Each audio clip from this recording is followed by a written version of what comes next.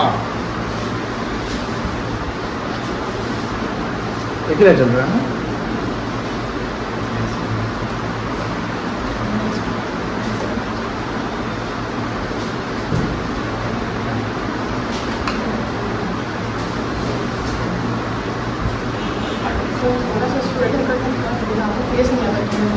Face नहीं लाना है, ठीक है।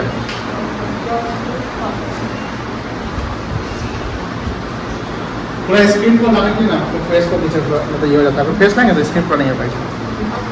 चलिए, अभी जैसे जैसे आपको बोलेंगे वैसे वैसे आपको फॉलो करने हैं। आज हम लोग अभी लिखिएगा नहीं, कुछ लिखने के लिए पूरा आपको समय है, पूरा टाइम मिलेगा। आपकी शुरुआत हो रही है 11th की, तो 11th की शुरुआत में हमको भरपूर टाइम लेने हैं। भरपूर टाइम इन द सेंस कि हमको आराम से समझना है, कोई हड़बड़ी नहीं है, कोई एग्जाम का प्रेशर अभी नहीं है, कोई कंपटीशन नहीं रखना है कि किसी ने लिख लिया है किसी ने अभी नहीं लिखा है, वो कोई कंपटीशन नहीं करना। मतलब you have sufficient time right now to prepare yourself to appear in the 27 examination board exam. तो जो 27 के बोर्ड एग्जाम हमको बैठना है, और अभी हम अप्रैल 2025 में हैं, तो मेरे समय अभी काफी हमारे पास। तो जब हमारी स्टार्ट होनी चाहिए तो स्टार्ट प्रॉपर होनी चाहिए, और स्टार्ट करने के लिए हमें पूरा समय चाहिए। इसमें किसी चीज को स्टार्ट करने के लिए समय चाहिए, घर बनाने के लिए समय चाहिए, क्योंकि समय चाहिए तो पैसे बनेंगे, पैसा तो अच्छे घर बनेंगे। हड़बड़ाना नहीं है। जैसे बहुत तो क्या है आज के जनरेशन में क्या होता है, कुछ लोग कमाने के लिए हड़बड़ाने लगते हैं, पैसा कमाना है तो अर्ली एज में पैसा कमाने लगते हैं। तो उससे क्या होता है कि भैया आप पूरा सीख नहीं पाते हैं। उसी प्रकार हमें अभी ज्ञान कमाना है, हमें आगे के लिए प्रिपेयर करना है, तो हमको आराम से चलना है। हम भी आपको आराम से ले चलेंगे। बात सुनिए, कोई कंपटीशन अभी नहीं करना है फिलहाल। अगर कंपटीशन करना है तो अपने आप से करना है और किसी से कंपटीशन नहीं करना है। अकाउंट्स पढ़ेंगे, आसान टॉपिक लगेगा, आसान चैप्टर है, बट आसान चैप्टर सब्जेक्ट या टॉपिक कोई भी चीज़ कैसे आसान होगा जब हम उसको फोकस करेंगे। आज आपसे सीनियर वाले बैच को हमने यही बोला कि बेटा फोकस करने हैं, फोकस हम कर लेंगे तो दिक्कत नहीं होगी, फोकस नहीं करेंगे तो दिक्कत होगी। ठीक है। लेक्चर 1 कोई नहीं लिखेगा भी, समझेगा सब। हम कैसे इसकी तैयारी करेंगे, आज हम लिखेंगे। जैसे आपकी जब तैयारी होगी, कॉपी बनेगी, तो आप हर दिन का लेक्चर लिखेंगे, चैप्टर वाइज लेक्चर बनेगा, नया चैप्टर नया लेक्चर। आज का डेट है 15 अप्रैल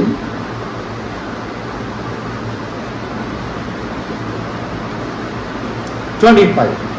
आज से क्लास रिकॉर्ड हो रहे हैं, तो पहले भी कुछ ऐसे भी आएंगे टॉपिक यहाँ पर जो पहले हमने पढ़ रखा है।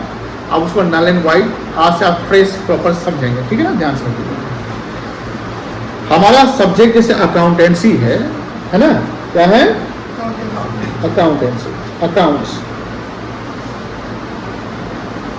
ये सब्जेक्ट काफी इंपॉर्टेंट, इंटरेस्टिंग भी है, कैरियर पर्सपेक्टिव से काफी इंपॉर्टेंट है। क्योंकि अगर हमें कैरियर बनाना है फाइनेंस में, हमको अगर टैक्स समझने हैं, गवर्नमेंट की पॉलिसी समझने हैं, इकोनॉमिक्स समझना है, तो हमें कहीं ना कहीं अकाउंट्स को भी समझना पड़ेगा।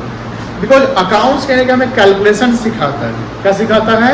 कैलकुलेशन सिखाता है कि हम प्रॉफिट कैसे कैलकुलेट करें किसी बिजनेस का, किसी बिजनेस का लॉस कैसे कैलकुलेट करें, किसी कंपनी में क्या सैलरी, क्या नहीं, कहीं किसी कंपनी या ऑर्गेनाइजेशन क्या किस कारण से कॉस्ट बढ़ रहा है, किस कारण से उसके प्राइस ज़्यादा है। अगर कभी कहीं ना कहीं मार्केट में हमारे प्रोडक्ट का कॉस्ट ज़्यादा हो, प्राइस ज़्यादा हो, तो प्रोडक्ट मार्केट में नहीं बिकेगा। क्यों नहीं बिकेगा? बिकॉज वो महंगा पड़ रहा है। तो हमें ये सब ध्यान रखना है, इसके लिए हमको अकाउंट समझना पड़ेगा। अकाउंट्स को लिटरल मीनिंग बोले कि अकाउंट्स मतलब इससे क्या स्टेप्स होते हैं। तो जो पहला स्टेप्स होता है जिसको हम बुक कीपिंग कहते हैं,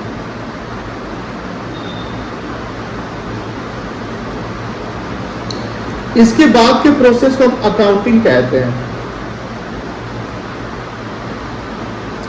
और इसके बाद के प्रोसेस को अकाउंटेंसी कहते हैं।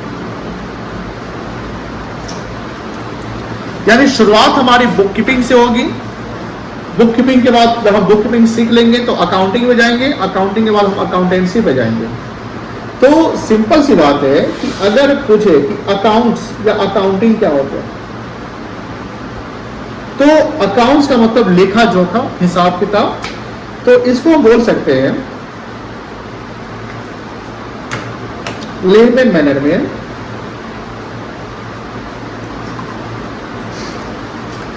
Where is money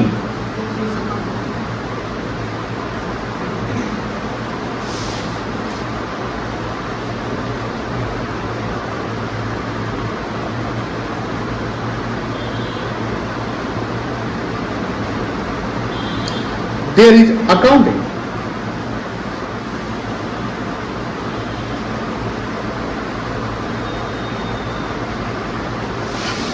Where is money, there is accounting. मतलब जहां पैसा है वहां अकाउंट्स है।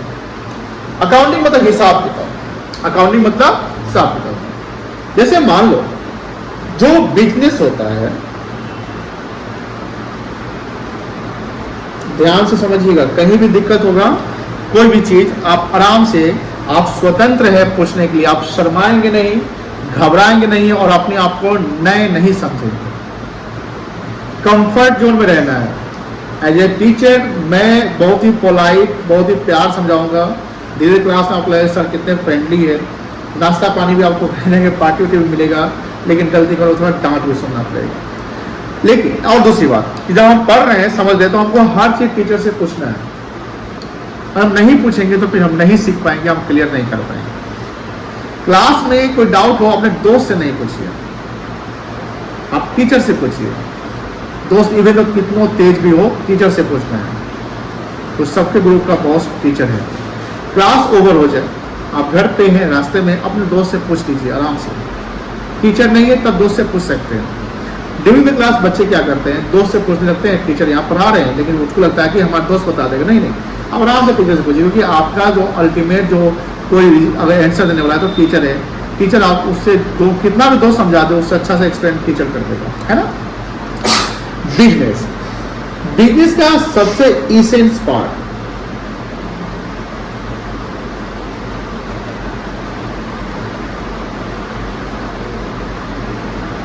अगर होता है तो क्या कहते हैं उसको, बोलो क्या कहते हैं बेटा, profit. Profit is the soul of business. Profit is the, जैसे हम लोग जिंदगी जीने के लिए हमारा शरीर 5 तत्वों से बना है, पता होगा। इस 5 तत्व में अगर एक तत्व नहीं रहेगा तो शरीर चल पाएगा नहीं। वो 5 तत्व क्या है इंसान के लिए, जिस 5 तत्वों से, यानी जो 5 तत्व है शरीर बनता है, यानी इंसान का जो जन्म होता है या जिंदगी चलता है वो 5 तत्व में चलता है। जब इंसान मरता है तो उसको 5 तत्व में विलीन किया जाता है। वो 5 तत्व क्या है, कभी शमशान घाट गए हैं क्या है?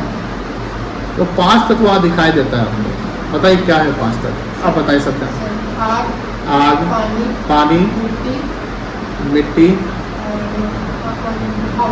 हवा,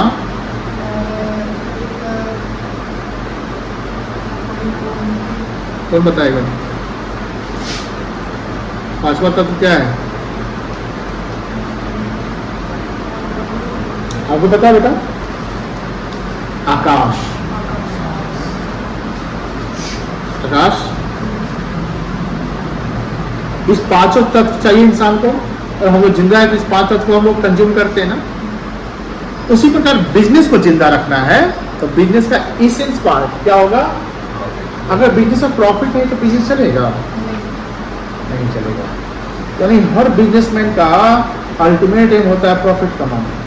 हमारा कोचिंग ही है, मान लो इतना पैसा ना है कि रेंट ना लगे, निकल पाए, अब थोड़ा बहुत कमा पाए तो हम कोचिंग चलाएंगे नहीं चलाएंगे। कोई बिजनेस करता है, क्या पर्पस होता है बिजनेस का? प्रॉफिट। सोशल वेलफेयर में प्रॉफिट कमाना पर्पस नहीं होता। सोशल वेलफेयर में सोसाइटी को सेवा देना पर्पस होता है। आपकी मम्मी का काम, मम्मी घर पे खाना बनाती है, लंच पैक करती है, बर्तन साफ कर, जो भी करती है, घर का काम करती है। मम्मी का इंटेंशन कभी भी प्रॉफिट कमाना नहीं होता है। होता है? नहीं होता है ना। वो तो बस अपने फैमिली मेंबर जो है उनके लिए काम करना है।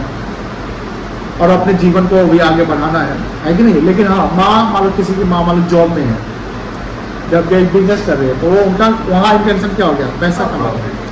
तो उसी प्रकार बिजनेस, अब जिसे बिजनेस की बात करते हैं तो हमारे सोसाइटी में दो प्रकार के बिजनेस देखने को मिलते हैं।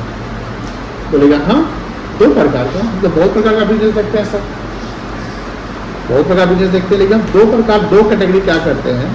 एक बिजनेस होता है जिसको ऑर्गेनाइज बिजनेस कहेंगे,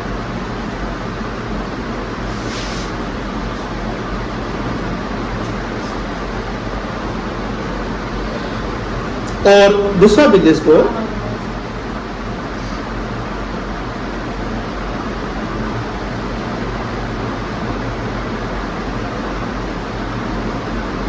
अनऑर्गेनाइज बिजनेस कहेंगे। अनऑर्गेनाइज मतलब जो बिजनेस प्रॉपर सेटअप नहीं है, टेम्पोररी पैटर्न पे चल रहा है या स्मॉल अमाउंट ऑफ इन्वेस्टमेंट है,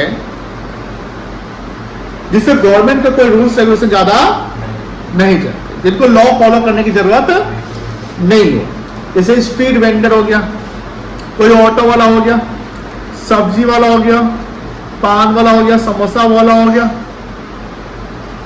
पेडलर्स हो गया, हॉकर्स। हॉकर्स समझते हैं, हॉकर्स HAWKERS, हॉकर्स होता है जो घूम घूम कर सामान बेचता है ना, हॉकर्स। पेडलर्स यही होता है। हॉकर्स हर एक माल 10 रुपये, अब 10 रुपये तो खत्म हो गया ना, हर एक माल 50 रुपये 90 रुपये भी है, तो वो हो गया हॉकर्स। पेडलर्स हुआ जो चल चल के जैसे कोई डिलीवर करता है, जैसे मान लो कि जैसे होम डिलीवरी नहीं करता है पेडलर्स। पेडलर्स, पेडलर्स क्यों नाम, पेडल, पेडल मतलब पैर, पेडल पेडल पेडल पेडलर्स। हम लोग पैदल पैदल होते हैं, पैदल पैदल चलो, पैदल चलो, पैडल, तो इंग्लिश वर्ड है।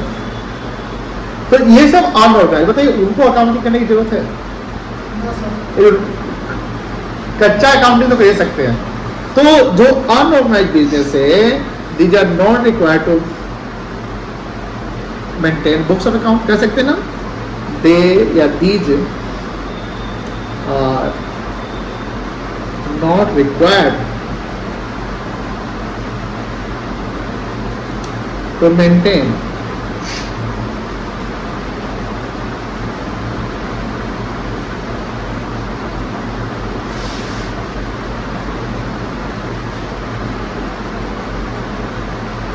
Books of accounts.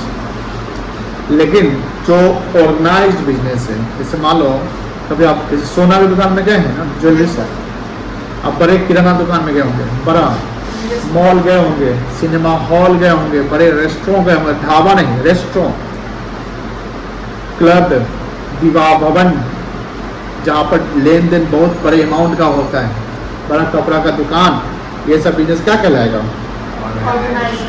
ऑर्गेनाइज्ड। वहाँ देखिएगा आपको प्रॉपर बिल मिलेगा। ढाबा में जाए तो प्रॉपर बिल देगा खाने का, नहीं। पान का दुकान में पान का बिल देता है कोई, बिस्किट का बिल देता है, नहीं देता है। एक छोटा किराना दुकान वाला बिल प्रॉपर देगा, नहीं देगा। अब जाए 50 रुपये का 10 रुपये का धनिया खरीद के लिए, 20 रुपये का मेथी सरसों जीरा खरीद के लिए, वो बिल नहीं दे रहा है, वो सब क्या है, अनऑर्गेनाइज है। क्या है, सरकार इस सबको नहीं पकड़ेगी।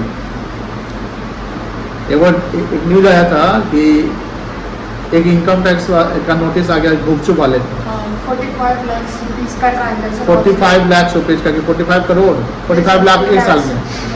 गुपचुप लाख 45 लाख का सेल कर सकता है एक साल में, कर सकता है, खुद चल सकता है तो कर सकता है नहीं। तो अब बताइए, वहां पैसा हो गया, वो गुपचुप वाले को भी आप ऑर्गेनाइज बिजनेस, क्या नहीं ऑर्गेनाइज बिजनेस की कैटेगरी हम कैसे से रख सकते हैं, वो आपके वैल्यू ऑफ सेल्स से चलेगा। किसी चलेगा, वैल्यू ऑफ सेल्स। सेल्स ज्यादा है, कंपनी नहीं रजिस्टर्ड है, तो आपका ऑर्गेनाइज होगा, क्योंकि आपने एक लिमिट से ज्यादा कमाया, तो सरकार कहेगी तो बहुत ज्यादा कमाता हूँ, थोड़ा टैक्स दे दो, है ना। एक छोटा मालिक कोचिंग पढ़ा रहा है, छोटा सा, उसको वो ज्यादा नहीं कमा रहा, वो क्या है ना अकाउंट्स मेंटेन करेगा। लेकिन मालिक आप बहुत, आपके पास 300-400 बच्चे पढ़ते हैं, आपके साल के 70-80 लाख रुपए रिसीट्स है, तो आपको बुक्स ऑफ अकाउंट मेंटेन करना पड़ेगा। तो ऑर्गेनाइज बिजनेस को क्या बोल लिखेंगे, they are required to maintain the books of accounts. ये नोट्स प्रॉपर है, अब प्रॉपर बनने का आज से तो सब आपको सब वही मतलब कि ओवरव्यू दिखाया जा रहा था, ट्रेलर था कि हाँ ये सब पढ़ाई होती है। They are required to maintain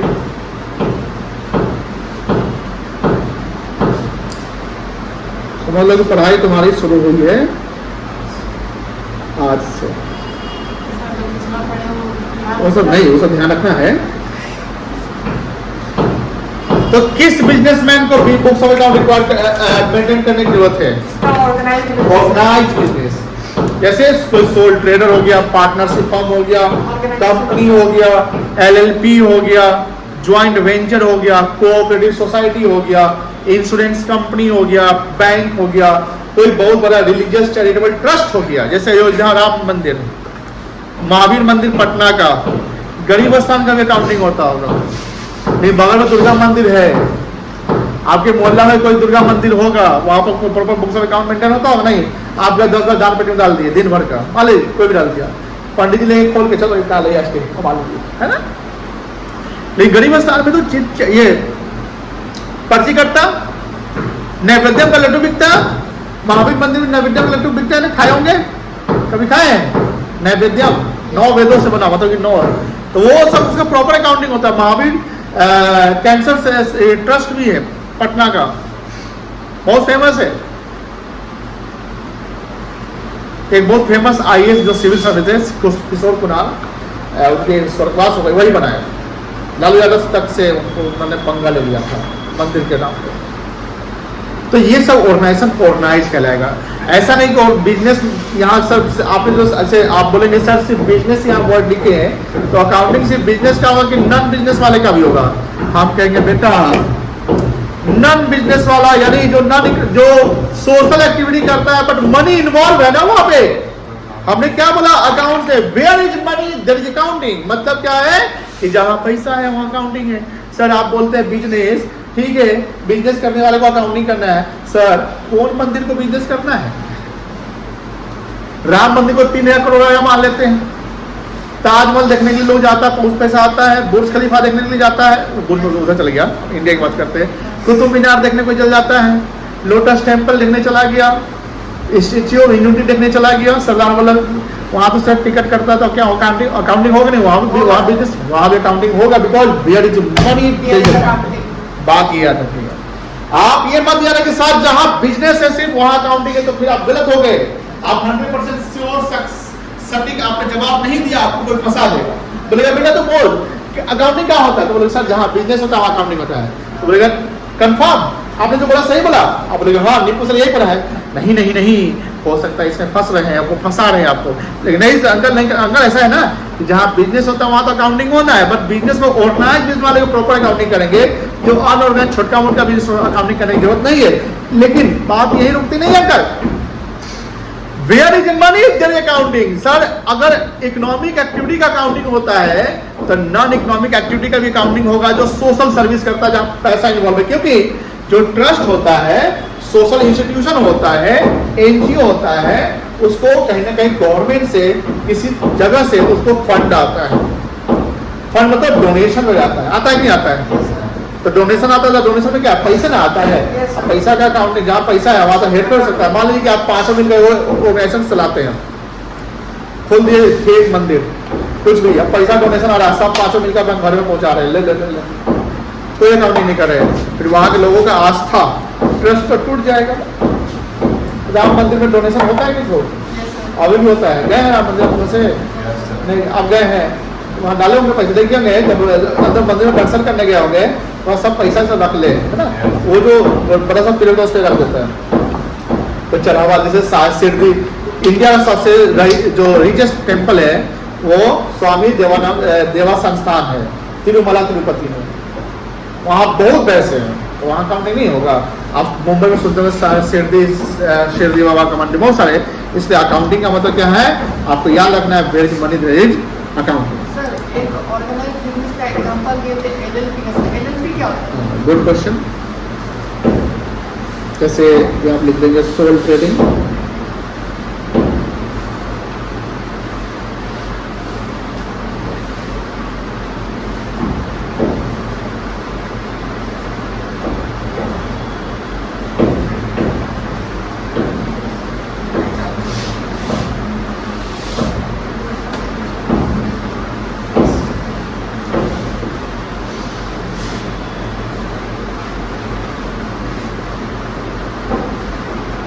LLP का फुल फॉर्म होता है लिमिटेड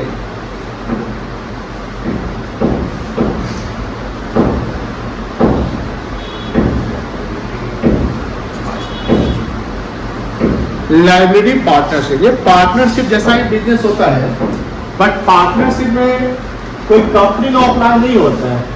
ये पार्टनरशिप में 1932 अप्लाई होता है, जहाँ पार्टनर्स का लाइबिलिटी अनलिमिटेड होता है। अगर बिजनेस का नुकसान हुआ तो पार्टनर्स का पर्सनल नुकसान मिलेगा। लेकिन गवर्नमेंट ने एक LLP एक्ट लाया 2008 में। कब लाया LLP एक्ट? जहाँ बोला है कि पार्टनरशिप बिजनेस होगा, बट वो रजिस्टर्ड अगर कॉर्पोरेट लॉ में हो जाता है तो उसकी लाइबिलिटी अनलिमिटेड से होकर लिमिटेड हो जाएंगे। और ये एक्ट आया था 2008 कब आया था? कुछ लोग लिख लेंगे, जैसे पार्टनरशिप का एक्ट आया था 1932 में। पार्टनरशिप एक्ट कब आया था? 1932 में। LLP एक्ट आया 2008 में। कंपनी एक्ट आया 2013 में। कब आया था कंपनी एक्ट? 2013 में। कोऑपरेटिव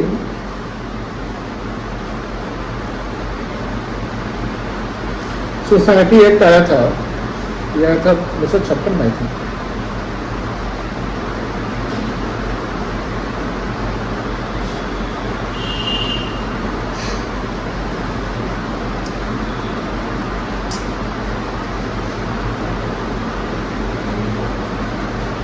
ये हमको ना परेशान करता है, इसको लॉगिन करना पड़ेगा।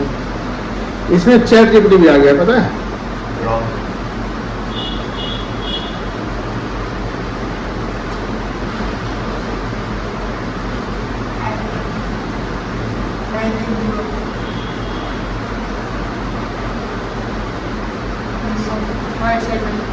हाँ?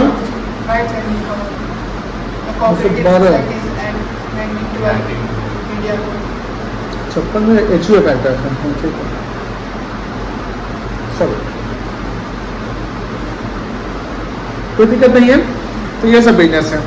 तो हमें ये याद रखना है कि अकाउंटिंग का मतलब क्या? There is money, there is accounting. ठीक है ना? कोई दिक्कत नहीं है।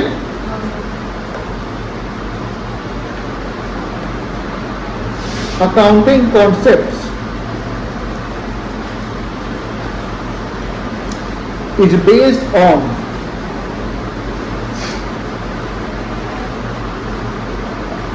Double entry system. Accounting concept एक सिस्टम पे बेस है जिसका नाम है double entry.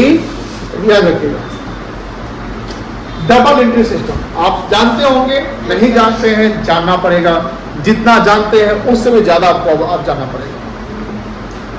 Accounting concept is based on double entry system. जब आप अकाउंट्स लिए या कॉमर्स लिए तो आपने सुना होगा डेबिट क्रेडिट सुनना पड़ेगा। कभी सुना डेबिट क्रेडिट? Yes sir. पूरा जिंदगी आपको डेबिट क्रेडिट में निकलने वाला है। समझ लो कि तुम लोग का जन्म हुआ है डेबिट क्रेडिट में आज, और ये नर्सरी है कॉमर्स का, फाइनेंस का। तुम अभी फाइनेंस में कुछ नहीं जान रहे हो, मतलब समझ लो कि ABCD सीख रहे हो। A for Apple, B for boy, 12th में सीखना है डेबिट क्रेडिट।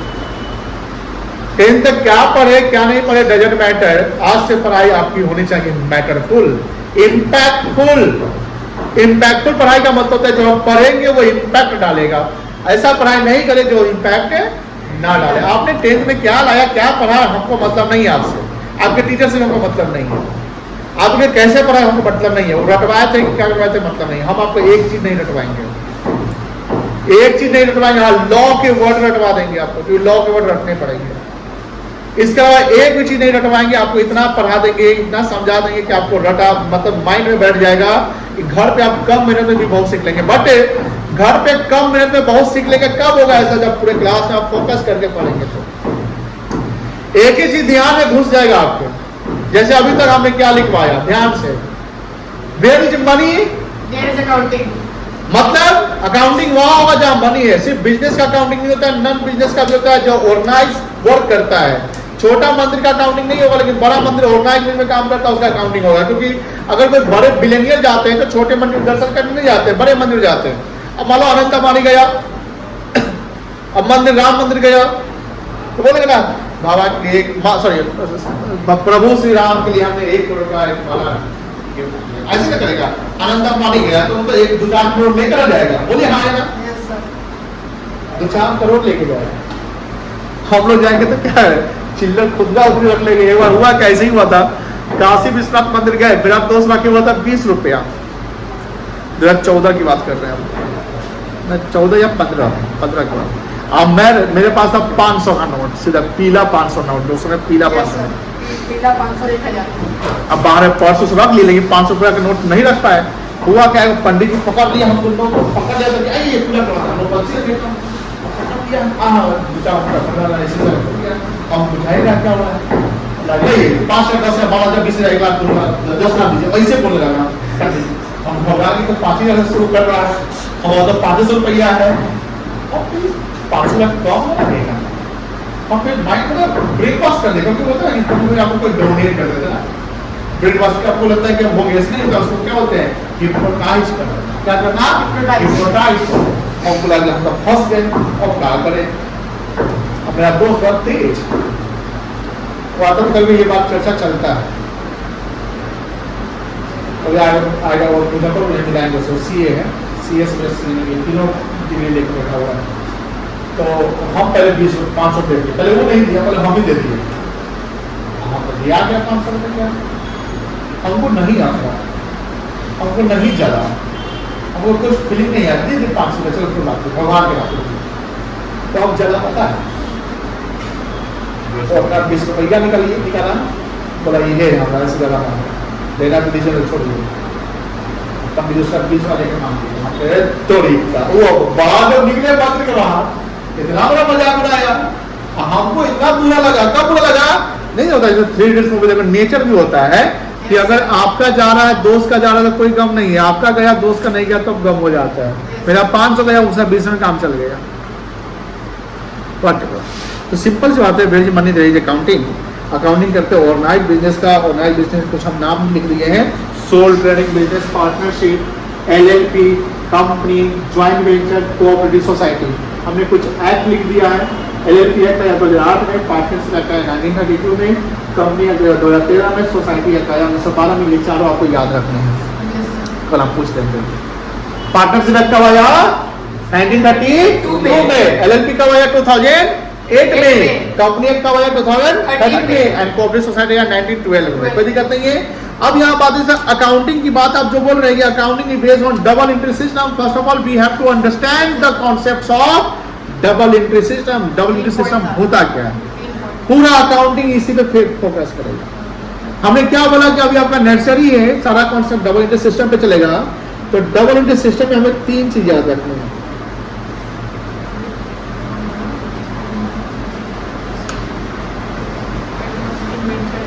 तीन चीज याद रखेंगे, मतलब इसके ओरिजिनेशन क्या याद करेंगे? ओरिजिनेशन का मतलब क्या होता है? जहां से इसका ओरिजिन हुआ है, जहां से ये सोर्स, जहां से ये आया है। Yes, sir. तो इसके ओरिजिनेशन में 3 चीज ये है।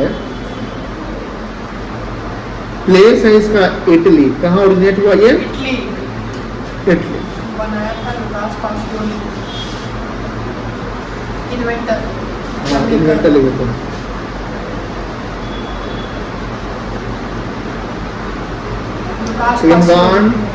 इन्वेंटर या लुकास पास्टियोली। और ईयर ऑफ इन्वेंशन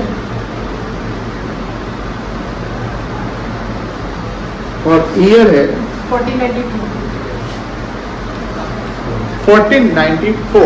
1494, 1494, ये याद रखिएगा।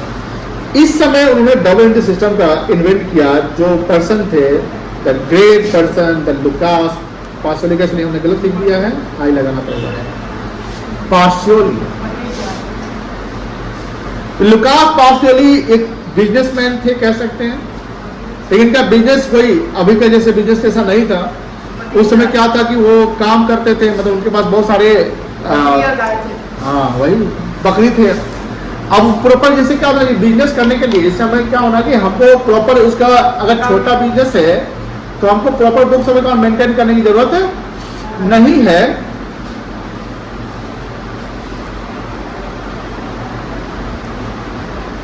पे वहाँ मोबाइल खरीदना पड़ेगा, कैमरा करना पड़ेगा। और कैमरा हाँ, कहाँ थे हम लोग? लुकास पासियोली पे थे।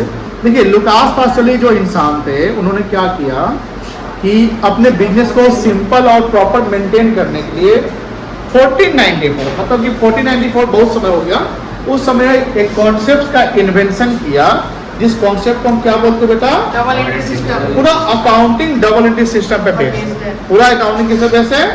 डबल एंट्री सिस्टम पे बेस्ड है। व्हाट डबल एंट्री से?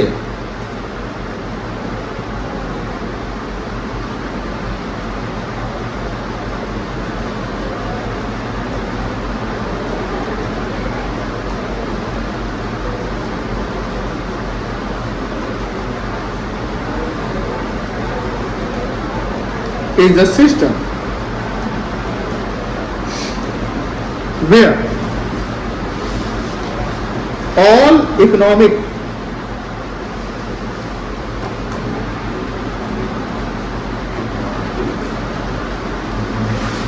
or monetary transactions